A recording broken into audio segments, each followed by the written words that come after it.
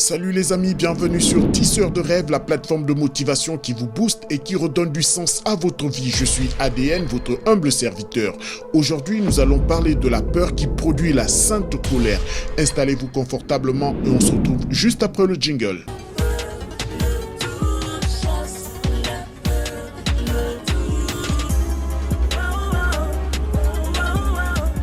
La peur est un sentiment, un caractère naturel inscrit dans l'ADN de chaque être vivant. C'est à chacun de le développer à son profit ou non.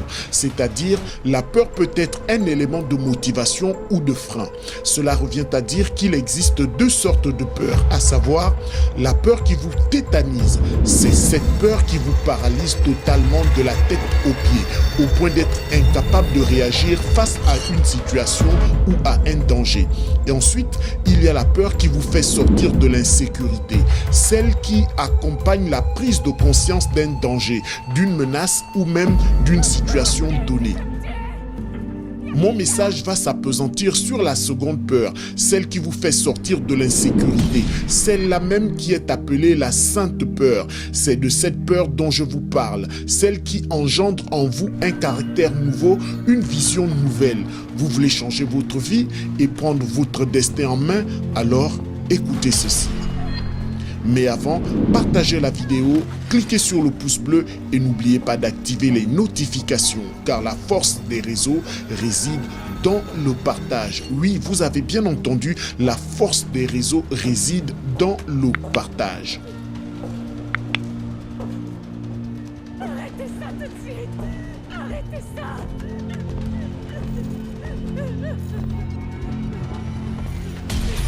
Pour changer votre vie et prendre votre destin en main, il vous faut réaliser que vous êtes maître de vos choix et que les actes que vous posez, les graines que vous mettez en terre aujourd'hui porteront ou non des fruits demain. La Bible nous parle de la parabole des talents. C'est un homme qui partait en voyage, il appela ses serviteurs et leur confia ses biens. À l'un, il remit la somme de 5 talents, à un autre 2 talents, au troisième, un seul talent. À chacun selon ses capacités. Puis il partit. Aussitôt, celui qui avait reçu les 5 talents s'en alla pour les faire valoir et gagna 5 autres.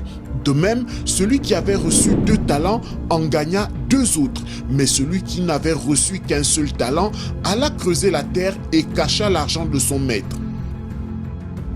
Au retour de leur maître, il leur demanda des comptes. Celui qui avait reçu 5 talents s'approcha, présenta 5 autres talents et dit « Voilà, j'en ai gagné 5 autres. » Le maître, très content, le félicita. Celui qui avait reçu 2 talents s'approcha aussi et dit « Tu m'as confié 2 talents. Voilà, j'en ai gagné 2 autres. » Il fut également félicité.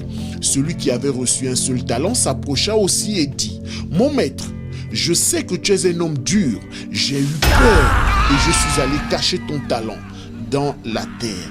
Le voici. » J'ai eu peur. Retenez cette phrase. J'ai eu peur. Alors le maître, agacé, demanda à ce qu'on retire au mauvais serviteur son unique talent, qu'on le donne à celui qui en avait 10. Dans cette parabole, la peur a tétanisé le mauvais serviteur et a suscité une sainte colère chez les autres, si vous préférez une sainte peur chez les autres, qui avaient compris que l'idéal pour eux était de fructifier ce qui était en leur possession, et c'est ce qu'ils ont fait. Ils ont échappé à la colère de leur maître. Réalisez que vos choix donnent une directive à votre devenir. Pour mieux vous faire comprendre ce que je dis, laissez-moi vous faire vivre la vie d'un aigle. Comme la plupart des êtres vivants, l'aigle prend soin de sa progéniture. Il nourrit ses aiglons tous les jours avec amour et abnégation. Mais la plupart du temps, un seul jeune survit durant la deuxième quinzaine de vie. Le plus fort agresse et finit par tuer le plus faible sans que la concurrence alimentaire ne le justifie. Mais comment l'expliquer? Comment expliquer que dès son plus jeune âge, le rapace a la capacité d'agresser le plus faible, même au sein de sa propre famille?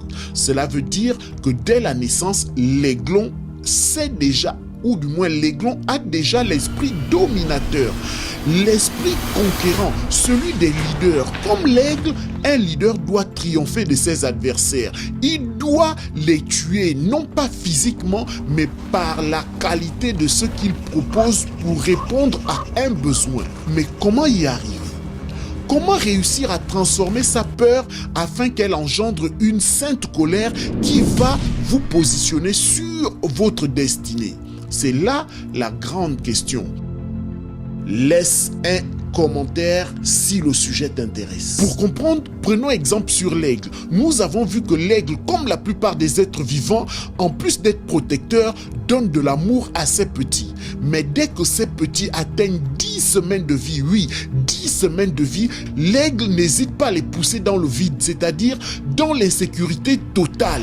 Le but, leur apprendre à voler.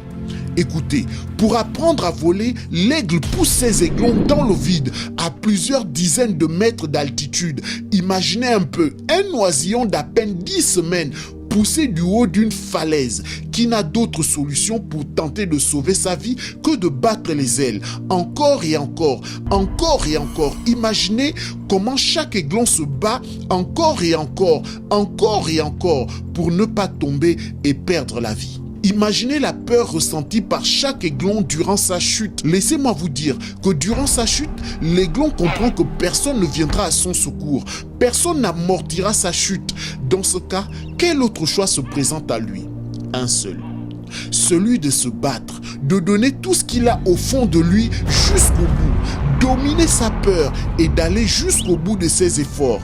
Et là, à force de battre les ailes encore et encore, il réussit à vaincre sa peur en transformant celle-ci en force. C'est cette peur qui engendre une sainte colère, laquelle crée le miracle et soudain, l'oisillon se surprend en train de voler. Voler en faisant moins d'efforts cette fois. Malheureusement, les plus faibles des aiglons s'écraseront sur le sol et mourront, car n'ayant pas la capacité de créer une sainte colère, n'ayant pas la capacité de vaincre leur peur, ce qui se passe dans leur tête à ce moment-là, au moment de la chute, c'est qu'ils se disent ou pensent que leur mère viendra à leur secours. Mais c'est la pire erreur de leur courte vie et de la vôtre si vous ne réveillez pas la sainte colère qui sommeille en vous. C'est pourquoi, comme l'aiglon, il vous faut avoir vraiment peur afin d'engendrer une sainte colère puis la transformer en force. Il vous faut donc vous lancer dans le projet de vos rêves et dites-vous que rien n'est trop grand. Trouvez votre peur, combattez-la et elle vous propulsera au sommet, car votre corps déploiera une nouvelle énergie, l'énergie de la sainte colère. Sans cette sainte colère, vous resterez dans votre état, dans votre situation misérable, dans votre situation difficile. Mais aujourd'hui, le problème que les êtres humains ont, c'est qu'ils n'ont plus peur. Et plus rien ne leur effraie réellement, plus rien ne nous effraie, devrais-je dire, plus rien ne nous effraie désormais, plus rien ne nous effraie véritablement, plus rien. On se contente d'une vie simple, minable, sans défi, sans challenge. On est réglé comme une horloge, travail, maison, culte ou sport. Et c'est la routine. Aucun challenge personnel. Or, il est important d'en avoir dans la vie. Si vous êtes pauvre et que vous avez du mal à boucler les fins de mois, dites Dieu merci, car vous êtes potentiellement porteur de richesses. Les plus grandes inventions ou créations du monde ont été créées par des hommes de familles modestes, voire pauvres. Y a-t-il un milliardaire dont l'enfant est devenu milliardaire en partant de rien? Or, tous les milliardaires du monde sont partis de rien, avec des parents pauvres ou à revenus modestes. Jeff Bezos, Elon Musk, Bill Gates, etc.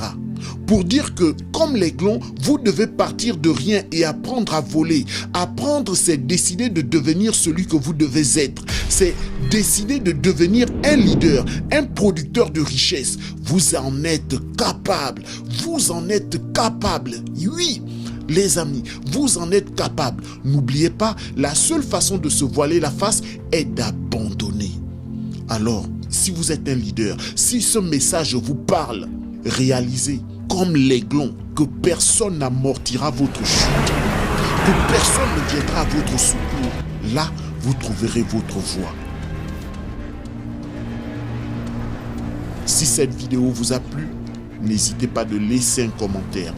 Partagez-la au maximum car la force des réseaux réside dans le partage. À la semaine prochaine.